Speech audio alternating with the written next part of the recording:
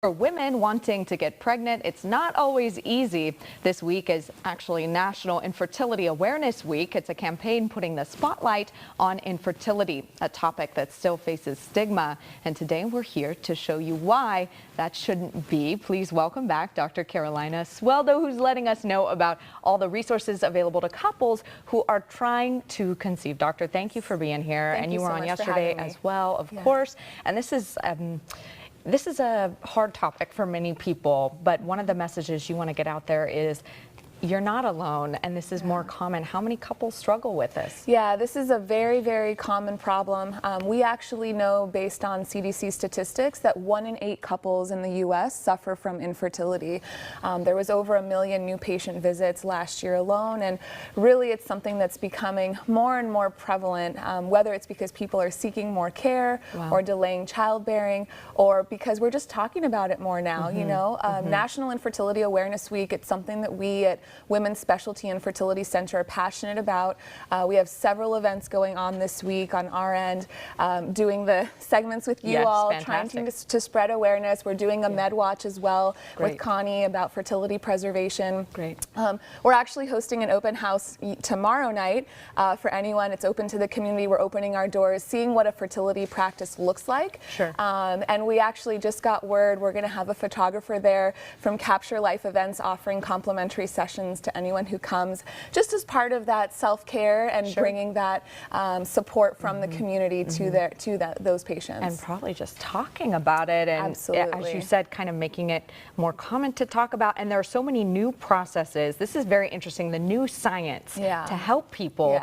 Talk about some of those. So people always think infertility doctor equals in vitro, and that's not always the case. It really is individualized care, and it really depends on what the particular patient's issue is. There are things that we can do as simply as medication. We also offer surgery. There's also low complexity treatments such as inseminations. And for those that need it, IVF is absolutely an option. There's no need to go outside the valley. We have the world-class treatment here. We have all the technology. We're currently offering everything that would be offered with IVF, including genetic testing of the embryos if needed, freezing of embryos if needed, etc. And that's, I think, one thing people worry. I'm going to have to travel. It's going to be so incredibly expensive to get, but it just depends on their situation. Absolutely. And honestly, they can get everything here that they can get anywhere else. If you look at our success rates, they are just as good as any other center across the country. Talk about that, because I read here overall about 70% of couples who complete treatment eventually succeed. That sounds really promising. So what I tell my patients is it's a marathon, not a sprint. And so you really have to come into it with realistic expectations, but knowing that at the end of the day, most couples are successful in their family building project. And how affordable are these procedures? You know, if maybe before you start researching, you're just deterred because you think I could never ever afford it. So that's one thing that's definitely on our agenda. Resolve is a nonprofit. They actually are the ones that spearhead National Infertility Awareness Week. They're the ones that promote Orange, as you can see on my pin here. And really are the ones who are advocating for patients on the legislative level. California is next on the list. They just passed some great stuff in New York for infertility coverage.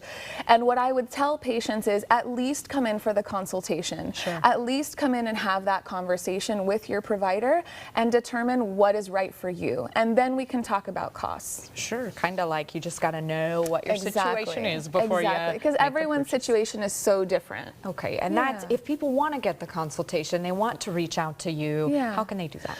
So it's super simple. The first way, you always want to start with your provider. So whether that's OBGYNs in the community, and my partners, Dr. Michael Shin and Dr. Sueldo Senior, they're the ones actually who've been here in the Valley for over 20 years. I joined them now in the last several months. Senior's out of Sueldo Senior, yes, that's my father. Oh, cool. What is that? Hey, in the family. Speaking of, there you go. Like father, like daughter. So part of what we do on our end is educate providers in the community. We're actually affiliated with UCSF Fresno, and we teach the OBGYN residents there.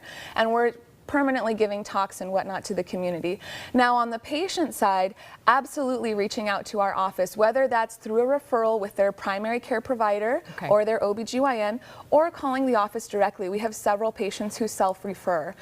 I think the other thing that's important to note is that outside of healthcare providers, there are other resources available. There's a ton of stuff online now, whether it's through Resolve, and Resolve is really the complement to the medical aspect. So they're going to be really looking at finding a clinic in your area, grants for fertility treatment, where can I find medications, those sorts of things.